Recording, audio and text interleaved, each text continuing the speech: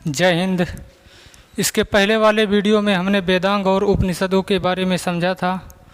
इस वीडियो में हम समझेंगे स्मृति के बारे में। स्मृति की संख्या 37 है। स्मृति साहित्य इसकी संख्या 36 है, 37 नहीं 36 है। विष्णु स्मृति, नारद स्मृति से गुप्त वंश की जानकारी मिलती है, गुप्त काल की जानकारी मिलती है। यज्ञवल्ल स्मृति से मौर्य वंश की जानकारी मिलती है। यज्ञवल्ल एक ऋषि थे, उन्होंने यज्ञवल्ल स्मृति लिखा था। उन्होंने स्मृति, ये तो स्मृति मजाक बन गया है क्योंकि स्मृति में उन्होंने जुआ खेलने को उचित बताया है। उन्होंने कहा है, लिखा है इस पुस्तक में कि जो मन में आ रहा है उसे करो। अगर आपकी इच्छा कह रहा है दारू पीने को, दारू पियो। आपकी इच्छा कह रहा है कुछ भी करने को, अय्यासी करो, घर द्वार बेच दो, खेत बेच दो, लेकिन मन की इच्छा पूरी करो, कुछ भी करो। यज्ञवल्ल स्मृति में ये लिखा है। सबसे फेमस जो स्मृति है वो है मनुस्मृति। मनुस्मृति यह पुस्तक विवादित भी है। इसमें कुछ कमियां भी है, भयानक कुछ अच्छाई भी है। कमियां इसमें ऊंची जात को वरीयता दिया गया है, नीची जात दलित को तथा महिला को बहुत ही निम्न दिखाया गया है। इसमें मतलब बहुत ही निम्न दिखाया गया है। इसमें जो ये इसकी कमियां है, इसमें जो 8 प्रकार के विवाह की चर्चा है। विवाह के लिए जो लड़का का उम्र होता था वो 25 वर्ष होता था, लड़की की उम्र 12 वर्ष होती थी, जिसे बाल विवाह भी कहा जाता है। बहुत ही गलत बात है। 25 वर्ष 12 वर्ष आधे से भी ज़्यादा ये गोद ले रहा है, ब्याह कर रहा है, ये बहुत गलत बात है। हालांकि ये सब गलत है, लेकिन इसमें अच्छाइयाँ भी बहुत हैं। इसमें कुछ कमियाँ भी हैं तो अच्छाइयाँ भी है। हर एक किसी भी इंसान में आप देखोगे कुछ कमियाँ भी रहेंगी, अच्छाइयाँ भी रहेंगी, लेकिन ये दुनिया का वसूल है। ये आपकी अच्छाइयों को कोई नहीं याद रखता है। आपके अंदर बुराई क्या है सबको पता है, अच्छाई किसी को नहीं पता रहता है। मनुस्मृति में बुराइयाँ क्या है सबको पता है, अच्छाइयाँ क्या है कोई किसी को नहीं पता है। तो बस यही पुस्तक है। इसमें 16 संस्कार की चर्चा है। संस्कार, हिंदू धर्म में 16 संस्कार होते हैं, इसमें 16 संस्कार की चर्चा है। 16 संस्कार आज के समय में किसी से पूछो तो 16 संस्कार का नाम ही नहीं बता पाएगा। संस्कार स्टार्ट हो जाता है जब लड़का गर्भ में ही रहता है, तो उसे कहा जाता है गर्भधारण संस्कार। माँ, तब उसकी माता पूजा वूजा करना स्टार्ट कर देती है, उसे गर्भधारण संस्कार कहा जाता है। शिक्षा लेने आएगा तब भी एक संस्कार है। साथ जनेऊ धारण होगा तब भी जनेऊ संस्कार है। अंतिम 16 संस्कार में अंतिम जो संस्कार होता है वो मरने के बाद दाह संस्कार कहा जाता है। अंतिमवा संस्कार दाह संस्कार होता है। इसमें 3 प्रकार, इसी 16 संस्कार से, इसी संस्कार से बनती है हमारी संस्कृति। और हमारी संस्कृति दुनिया में सबसे बेहतरीन है जो इसी पुस्तक से ही ली गई है। इसमें 3 प्रकार के ऋण की चर्चा है। आप किसके प्रति ऋणी है? सबसे पहला देव ऋण। आप देवताओं के प्रति ऋणी हैं। जिन देवताओं ने यहाँ आपको भेजा है उनके प्रति ऋणी है। आप अपने कर्तव्यों का पालन कीजिए बस। तीसरा जो ऋण है ऋषि ऋण। आप अपने गुरु के प्रति ऋणी हैं। गुरु आपको शिक्षा देता है, जितनी मेहनत से आपको पढ़ाता है, आपका भी ये कर्तव्य है उतना ही मेहनत कर पढ़िए। तीसरा जो ऋण है वो पितृ ऋण है। पिता के प्रति आप ऋणी हैं। हालांकि एक बच्चे के जीवन में माता पिता दोनों का योगदान रहता है, लेकिन हमारा समाज पितृ सत्तात्मक है, पिता को ज़्यादा वैल्यू देता है। तो ये पितृ भी ऋण है। पहला ऋण देव ऋण, ऋषि ऋण, पितृ ऋण। इसमें 4 प्रकार के पुरुषार्थ की चर्चा है। पुरुषार्थ का मतलब केवल पुरुष ही नहीं होता है, महिला भी हो सकती है, कोई भी हो सकता है। पुरुषार्थ का मतलब आपका कर्तव्य। कहा नहीं जाता है आपने अपना पुरुषार्थ खो दिया।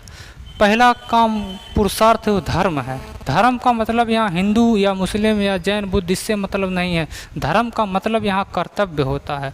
आप अपने कर्तव्य के प्रति के कितना प्रतिष्ठान है, तो कर्तव्य, यहाँ धर्म का मतलब है कर्तव्य। जैसे हमारा कर्तव्य है पढ़ाना, अगर हम आपको अच्छे से नहीं पढ़ाएंगे तो हमने अपना पुरुषार्थ खो दिया।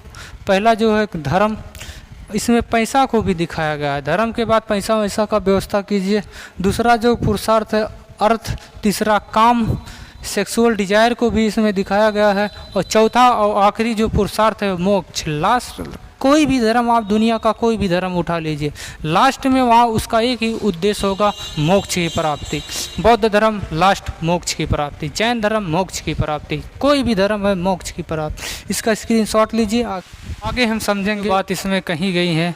इसमें 4 प्रकार के आश्रम की चर्चा है। आश्रम, मनुष्य के जीवन की दिनचर्या कैसे होगी, वो कैसे अपनी ज़िंदगी जिएगा। जन्म से 5 वर्ष के अवस्था को शिशु अवस्था कहा जाता था। उसमें कोई भी गलती कर दे सारी गलती माफ़ रहता था। जन्म से लेकर 5 वर्ष की उम्र को शिशु अवस्था, 5 वर्ष से लेकर 25 वर्ष का जीवन वो विद्यार्थी जीवन जीता था। वो लाल पीला हरा नीला के चक्कर में नहीं पड़ता था, एकदम शांत विद्यार्थी जीवन। उसी जीवन को कहा जाता था ब्रह्मचर्य जीवन। 5 वर्ष से लेकर 25 वर्ष के जीवन को वह अपना जो जीवन है गुरुकुल में बिताता था, शिक्षा ग्रहण करता था, स्टूडेंट लाइफ जीता था। दूसरा जो आश्रम की चर्चा कही गई है वो गृहस्थ जीवन है। या 25 से शिक्षा लेकर आता था, शादी कर दिया जाता था। 25 साल से 50 वर्ष की उम्र में वह अपने परिवार के साथ रहता था, उसे कहा जाता था गृहस्थ जीवन। गृहस्थ अपने परिवार के साथ। तीसरी जो आश्रम है वो है वानप्रस्थ जीवन। 50 वर्ष से लेकर 75 वर्ष के जीवन को वानप्रस्थ जीवन कहा जाता था। उस समय वह सामाजिक तथा धार्मिक काम दोनों करता था। बुढ़ौती में समाज में देखेगा किसका खूंटा कहाँ ठोकाएगा, समझौता कराएगा, एक दूसरे में लड़ रहा है, तो सामाजिक तथा धार्मिक दोनों कार्य करता था वह। धार्मिक का मतलब धर्म का प्रचार नहीं करेगा, धार्मिक का मतलब है कर्म, अपने उसका कर्तव्य क्या है। चौथा जो सन्यासी जीवन है, सन्यासी वह 75 साल के बाद मन में तपस्या करेगा। अंतिम इच्छा उसका वही होगा कि मोक्ष की प्राप्ति। पहला ब्रह्मचर्य जीवन की बात कही गई है 25 वर्ष से लेकर 5 वर्ष से लेकर 25 वर्ष तक। दूसरा जो है वो गृहस्थ जीवन है 25 वर्ष से लेकर 50 वर्ष तक परिवार के साथ। तीसरा जो है वानप्रस्थ जीवन है 50 वर्ष से लेकर 75 वर्ष तक वह सामाजिक तथा धार्मिक दोनों कार्यों को करेगा। चौथी जो बात कही गई है सन्यासी जीवन, वह वन में तपस्या करेगा। अंतिम जो उसका उद्देश्य होगा मोक्ष की प्राप्ति। इसका भी स्क्रीनशॉट लीजिए। काव्य की संख्या 2 है, रामायण और महाभारत। सबसे बड़ा महाकाव्य महाभारत है। रामायण की रचना महर्षि वाल्मीकि ने की थी। पहले रामायण में 12,000 श्लोक थे, वर्तमान में इसमें 24,000 श्लोक हैं। महाभारत के जो पाठ हैं, रामायण के जो पाठ हैं या खंड, रामायण के पाठ या खंड को कांड कहा जाता है। कांड सबसे बड़ा जो कांड है वो युद्ध कांड है। सबसे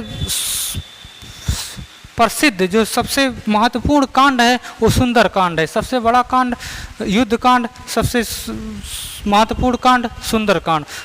रामायण में दिखाया क्या गया है, आने वाले रामायण को मतलब कुछ लोग अजीब समझते, मतलब अगर कोई अजीब टाइप के लोग सोचते हैं ऐसी पुस्तक है। यहाँ इस रामायण को धार्मिक पुस्तक समझकर लोग पढ़ते ही नहीं है। इसमें एक से एक अच्छी जानकारी दी गई है। हार्वर्ड जैसी यूनिवर्सिटी पागल नहीं है, सऊदी अरब पागल नहीं है जो रामायण को कंपल्सरी कर दिया है पढ़ने के लिए। हमारे यहाँ किसी भी पुस्तक को धार्मिक बना दिया जाता है। कुरान, अगर किसी हिंदू को कुरान दे दो पढ़वे नहीं करेगा, किसी मुसलमान को रामायण दे दो पढ़वे नहीं करेगा। एक से एक जानकारी, ये फिक्स लीला था, लीला, इसीलिए इसे राम लीला कहा जाता है। पहले से फिक्स था, पता था आने वाला कलयुग। एक से एक जानकारी जो आने वाले जीवन में दर्शाता है होगा क्या। एक से एक महाबली, एक से एक महत्वपूर्ण जानकारियाँ इसमें मिलती हैं। दूसरा जो महाकाव्य है वो है महाभारत, या सबसे बड़ा महाकाव्य है। इसकी रचना वेद व्यास ने किया था। इसका पुराना नाम जय संहिता है। जय मतलब विजय का नियम कानून, जीतने का नियम कानून को कहा जाता है जय संहिता। जैसे घरेलू शादी ब्याह का कोर्ट रहेगा तो उसे कहा जाएगा सिविल संहिता। चुनाव के समय का जो कानून रहेगा उसे कहा जाएगा आचार संहिता। उसे वैसे जीतने के कानून को कहा जाता है जय संहिता। इसका पुराना नाम जय संहिता था। पहले इसमें श्लोकों की संख्या 8800 थी, अब इसमें 1,15,000 से भी अधिक हो गए हैं जो गुप्त काल में पूरे किए गए थे। वर्तमान में महाभारत के पाठ को, जो महाभारत में पाठ हैं उसे पर्व कहा जाता है। रामायण में कांड की संख्या 7 है, महाभारत के पाठ को पर्व कहा जाता है। इसकी संख्या 18 है। जितने दिन युद्ध चला था, 18 दिन युद्ध चला था, तो 18 दिन लिखा गया तो 18 पर्व कहा जाता है। 18 पर्व हैं। सबसे महत्वपूर्ण पर्व भीष्म पर्व है। क्वेश्चन पूछेगा, इससे 1-2 क्वेश्चन पूछता नहीं तो नहीं ये पूछता। महाभारत रामायण में जो भीष्म पर्व है उसमें किसके वार्तालाप की चर्चा है, तो कृष्ण और अर्जुन के वार्तालाप की चर्चा है। और कृष्ण भगवान अर्जुन को हमेशा समझाते हैं, देख अर्जुन ऐसा वैसा मत कर, तेरा कर्तव्य जो है वो कर, युद्ध कर। इस समय बार बार भाग जाता था भावना में, बार बार समझाते हैं। महाभारत पुस्तक नहीं है, ये ऐसी पुस्तक है, ऐसी किताब है जिसमें आपके सभी समस्याओं का जवाब छुपा हुआ है। बस आप इसे पढ़ते किस तरह हैं ये मायने रखता। अब भारत में तो ये दोनों पुस्तकों को धार्मिक पुस्तक बनाकर छोड़ दिया गया। कोई पढ़, त्रिपिटक है कोई नहीं पढ़ता है। रामायण धार्मिक व्यक्ति ही पढ़ेगा, वैसे जो बहुत पढ़े लिखे हैं, जो समझदार लोग हैं वही पढ़ते हैं। बाकी धार्मिक पुस्तक बनाकर छोड़ दिया गया है। इसका स्क्रीनशॉट लीजिए। अब आगे हम समझेंगे, प्राचीन इतिहास के बारे में पढ़ेंगे, वैदिक सभ्यता के बारे में। तब तक के लिए जय हिंद।